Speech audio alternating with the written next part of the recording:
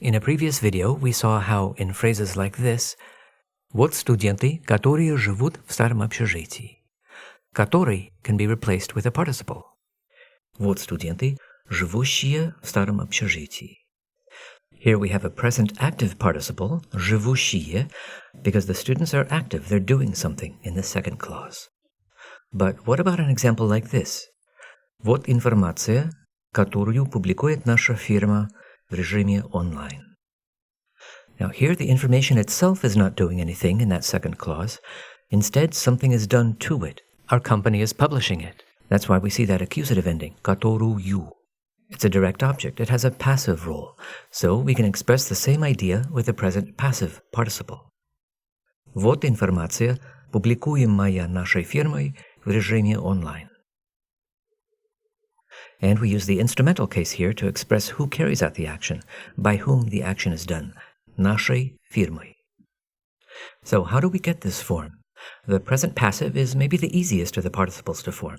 All we need to do is take the мы form, публикуем, add an adjective ending, and that's it. We're done. Вот информация, публикуемая нашей фирмой. And of course, the participle agrees in form with the noun that it refers to. So we have the nominative feminine singular ending, я, to match информация. Let's look at another example. Вот часто задаваемые вопросы. You might notice one odd thing here. We just said that we formed these participles from the мы form, right? But the мы form of verbs like давать, продавать, задавать is даем, продаем, задаем. The va disappears in the present tense. So this is one exception for present passive participles. For verbs like давать, продавать, задавать, we keep the va that disappears in the мы form.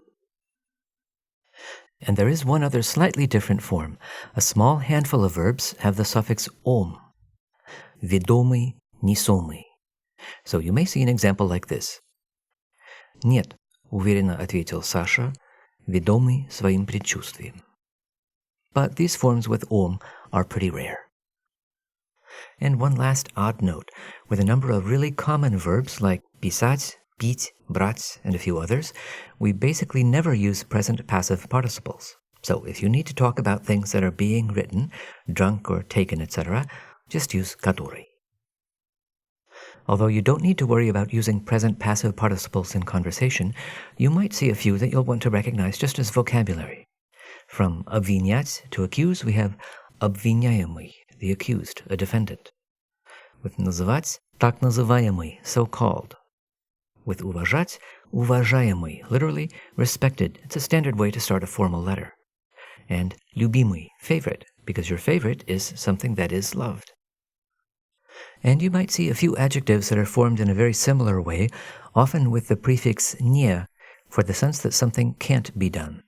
From объяснить, необъяснимый, inexplicable, something that can't be explained. From забывать, незабываемый, unforgettable. From обходить, необходимый, when something is required or mandatory, you can't get around it. A few quick examples. Это был так называемый пикник-концерт. Это был незабываемый день.